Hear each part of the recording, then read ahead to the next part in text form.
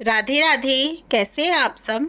आज हम नाग पंचमी की सबसे प्राचीन कथा का श्रवण करेंगे कि कैसे नाग देवता भाई बने थे। प्राचीन काल में एक सेठ जी के 7 पुत्र थे। सातों के विवाह हो चुके थे। सबसे छोटे पुत्र की पत्नी श्रेष्ठ चरित्र की विदुषी और सुशील थी, परंतु उसके भाई नहीं था। एक दिन बड़ी बहू ने घर लीपने को पीली मिट्टी लाने के लिए सभी बहुओं को साथ चलने को कहा, तो सभी धलिया और खुरपी लेकर मिट्टी खोदने लगी।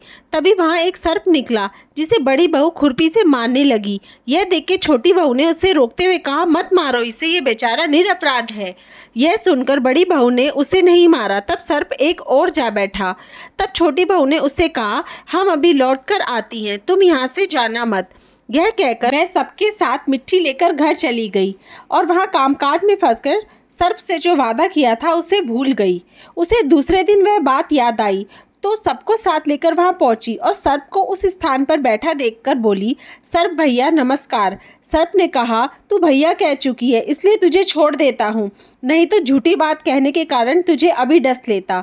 वह बोली, भैया मुझसे भूल हो गई, उसकी क्षमा मांगती हूँ। तब सर्प बोला, अच्छा तो आज से मेरी बहन हुई और मैं तेरा भाई हुआ, तुझे जो मांगना हो मांग ले। वह बोली, भैया मेरा कोई नहीं है, अच्छा हुआ जो तू मेरा भाई बन गया। कुछ दिन व्यतीत होने पर वह सर्प मनुष्य का रूप रखकर उसके घर आया और बोला कि मेरी बहन को भेज दो। सबने कहा कि इसका तो कोई भाई नहीं था, तो वह बोला कि मैं दूर के रिश्ते में इसका भाई हूँ, बचपन में ही बाहर चला गया था। उसके विश्वास दिलाने पर घर के लोगों ने छोटी को उसके साथ भेज दिया। उसने मार्ग में बताया कि मैं वही सर्प हूँ, इसलिए तू डरना नहीं और जहाँ चलने में कठिनाई हो वहाँ मेरी पूंछ पकड़ लेना। उसने कहे अनुसार ही किया और इस प्रकार वह उसके घर पहुँच गई। वहाँ के धन ऐश्वर्य को देखकर वह चकित हो गई। एक दिन सर्प की माता ने उससे कहा कि मैं एक काम से बाहर जा रही हूँ, तू अपने भाई को ठंडा दूध पिला देना। उसे यह बात का ध्यान नहीं रहा और उसने गर्म दूध पिला दिया, जिससे उसका मुख बुरी तरह जल गया। यह देखकर सर्प की माता बहुत क्रोधित हुई, परंतु सर्प के समझाने पर शांत हो गई। तब सर्प ने कहा कि बहन को अब उसके घर भेज देना चाहिए। तब सर्प और उसके पिता ने उसे बहुत सा सोना, चांदी, जवाहरात, वस्त्र, भूषण आदि देके उसके घर पहुंचा दिया। इतना ढेर सारा धन देकर बड़ी बहू ने ईर्ष्या से कहा, भाई तो बड़ा धनवान है, तुझे तो उससे और भी धन लेना चाहिए।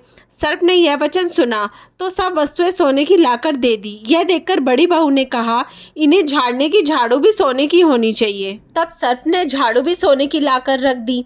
सर्प ने छोटी बहू को हीरा मणियों का एक ऐसा अद्भुत हार दिया था, उसकी प्रशंसा उस देश की रानी ने भी सुनी और वह राजा से बोली कि सेठ की छोटी बहू का हार यहाँ आना चाहिए। राजा ने मंत्री को हुक्म दिया कि उससे वह हार लेकर शीघ्र उपस्थित हो। मंत्री ने सेठ जी से जाकर कहा कि महारानी जी छोटी बहू का हार पहनेंगी, वह उससे लेकर मुझे दे दो। सेठ जी ने डर के कारण छोटी बहू से हार मंगाकर दे दिया। छोटी बहू को यह बात बहुत बुरी लगी। उसने अपने सर्प भाई को याद किया और आने पर प्रार्थना की कि भैया रानी ने हार छीन लिया है, तुम कुछ ऐसा करो कि जब वह हार उसके गले में रहे तब तक के लिए सर्प बन जाए और जब वह मुझे लौटा दे तब हीरो और मणियों का हो जाए। सर्प ने ठीक वैसा ही किया। जैसे ही रानी ने हार पहना वैसे ही वह सर्प बन गया और यह देखकर रानी चीख पड़ी और रोने लगी। यह देखकर राजा ने सेठ के पास खबर भेजी कि छोटी बहू को तुरंत भेजो। सेठ जी डर गए कि राजा ना जाने क्या करेगा। वह स्वयं छोटी बहू को साथ लेकर उपस्थित हुए। राजा ने छोटी बहू से पूछा, तूने क्या जादू किया है, मैं तुझे दंड दूंगा। छोटी बहू बोली, राजन धृष्टता क्षमा कीजिए, यह हार ही ऐसा है कि मेरे गले में हीरो और मणियों का रहता है और दूसरे के गले में सर्प बन जाता है। यह सुनकर राजा ने वह सर्प बना हार उसे देकर कहा, अभी पहनकर दिखाओ। छोटी बहू ने जैसे ही उसे पहना वैसे ही हीरे मणियों का हो गया। यह देखकर राजा को उसकी बात का विश्वास हो गया और उसने प्रसन्न होकर उसे बहुत सी मुद्राएं भी पुरस्कार में दी। छोटी वह अपने हार और इन सहित घर लौट आई। उसने धन को देखकर बड़ी बहू ने ईर्ष्या के कारण उसके पति को सिखाया कि छोटी बहू के पास कहीं से धन आया है।